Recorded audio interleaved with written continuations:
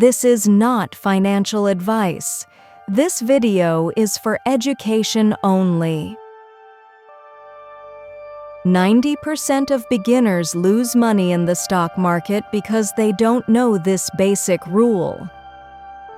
If you live in the USA and want to start investing, this 2-minute video could completely change the way you think. A stock is just a small piece of a company. When you buy a stock, you own a part of companies like Apple, Google, or Tesla. The price changes based on supply and demand in the market. Tip number 1, think long-term. Most of the successful investors in the USA focus on long-term investing. Short-term trading is very risky for beginners.